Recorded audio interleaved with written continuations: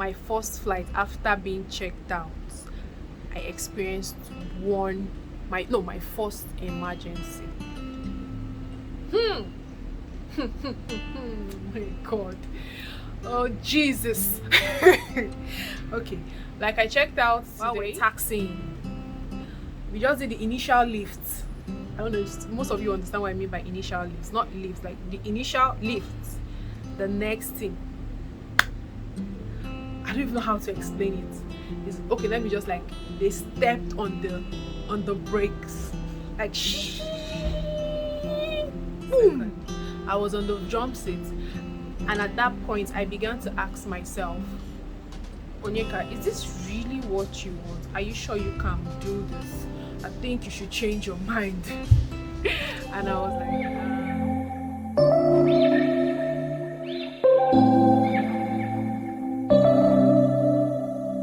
September we met, I could tell by your smile.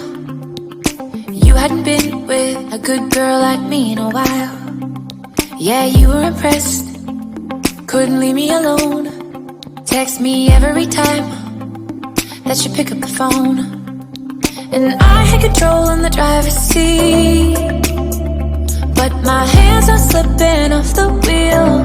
Now the tables have turned. Hi guys, welcome to my YouTube channel. My name is Onyeka. As we all know, I film about Nigerian flight attendants, lifestyle, vlog, cooking, beauty. I haven't started yet, but I will. And etc. Oh my God, can you see my face? Can you see the difference? Ah God, I can't wait to share the video of the before, the after, and the after. Alright, so in today's video we're going to talk about my first day at work as a flight attendant and the emergencies I've experienced. Not all of them, but I'll start with the first 1 or 2 emergencies I experienced on board and during takeoff. Yes, okay, so let's get right into it. Alright guys, so before we begin, if you're new to my channel, please go and subscribe. Be cool, enjoy. Please just click on the subscribe button down, I'll be below. Don't click on the subscribe button below, don't mind me guys, just click on the subscribe button below and subscribe. And if you're the returning OG, my returning subscribers, thank you so much for your love, thank you. And as we noticed, or as you guys noticed, I haven't posted in a while. Yes, I had a lot going on which I will share later. Yes, I'll share. Let me not spill the beans now. Yeah, but I'll share with you guys much later, maybe in like 2 weeks time or more. I'll tell you guys, I'll let you guys know why I was offline for a while. And for those that miss me, I miss you too. All right, so let's begin with after my training. Yeah, after my training, we started with an observation flight. Yes, I'll try and remember everything, so pardon me in case I go back and forth. Yeah, it's been like 4 years now, so just pardon me. Okay, so it started with my observation flight. And guys, guess what? At that time, in fact, my first observation flight, I was on the jump seat. Either the first or the second, I was on the jump seat, and at that point I began to ask myself, Onyeka, is this really what you want? Are you sure you can do this? I think you should change your mind. And I was like, nah, I have to try. But at that point I told myself, or I realized that, okay, so I think I'm just going to do this for 1 year and I change my career path or go somewhere else or so. Yes, Onyeka. See me now, I still like 3 years plus, almost 4 years. Anyways, I just told myself I'm going to do this for 1 year. That no, it's not the idea I had in my head about being a cabin crew, being a flight attendant. Like when you see them walk through the departure hall and all that in the hotel, they look all glammed, they looked all all fab, they look all on point, but really that is not what it's about. It's not that. Don't judge the book by its cover.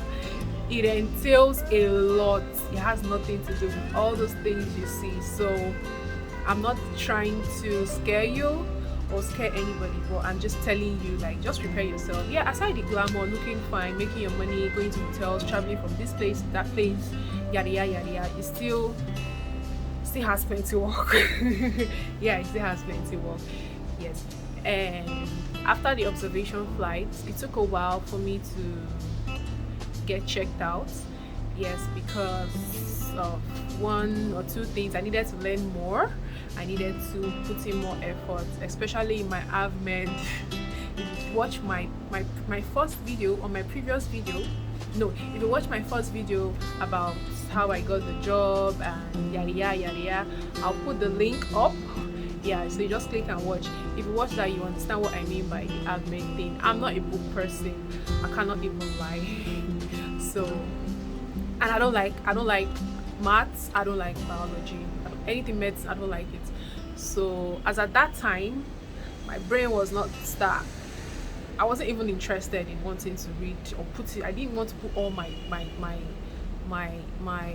brain or all my effort in having to read what is angina, what is hypoxia, how to treat this, how to do fainting, stroke, death on board too, all those other stuff, asthma.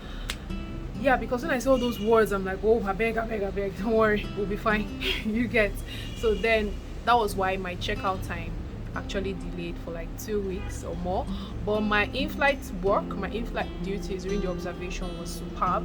It was just having to answer questions before we board, yeah, and on board, like especially AvMed questions, but the other ones it was okay. So after that, my first checkout flight, I finally checked out and my salary started reading. And now this is where my first flight after being checked out, I experienced my first emergency. God, oh Jesus. Okay, like I checked out today, and they will give you like 2 days off to like prepare yourself and all that. So after 2 days after, or the third day, was my first flight as a cabin crew, an official cabin crew. Yeah, let me use that word. Well, I still have my probation though. But we're airborne. That was before COVID. Then we used to do tea and coffee, service on board and all that stuff. So we're airborne, and the next thing, the captain came on the PA and said, attention, purser to the flight deck. And then as okay, for me then, I don't want to justify having issues or people that just started. For me then, that attention purser to the flight deck was still not like, normally when you hear that kind of thing, you need to be alert. It's not now. If I just say attention purser to the flight deck, I'm already calculating, okay, what's going on, what's the next drill, what's the next thing to do. But then because I was still new, so when I heard attention purser to the flight deck, I was like, I'm not even sure if I really heard that thing, sha. So we had to explain to the purser on board, and the purser had to tell us, and I didn't think it was much of a big deal even when she informed us. But so it was when the pilot came on the PA again to now do the proper briefing, so all the to the passengers, so everybody will hear and know what's up.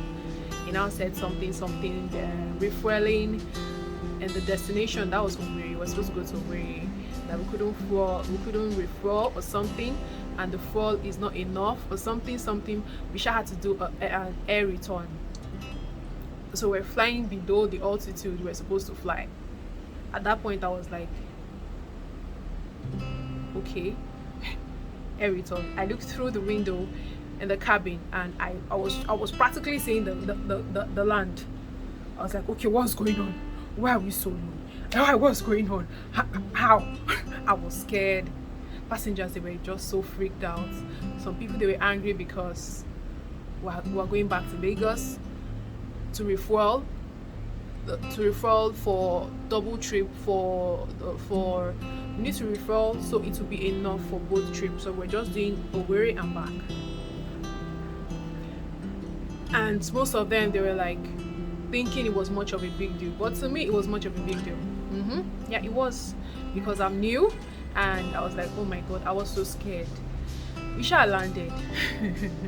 Everybody called me, like my sets.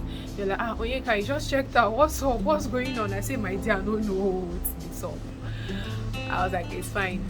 2 days after, hey god, this is like the worst. Okay, it wasn't the worst, but 2 days after, we're going to, I think we landed Abuja, and we're supposed to do another trip to another place. I've forgotten the destination. We all did our checks, secured the cabin, everything, cabin crew, this one, that one. We sat down in our jump seats, we're doing our brace position and all that while we're taxiing. We just did the initial lift. I don't know if most of you understand what I mean by initial lifts. Not lifts, like the initial lift. The next thing, I don't even know how to explain it. It's, okay, let me just, like, they stepped on the brakes, like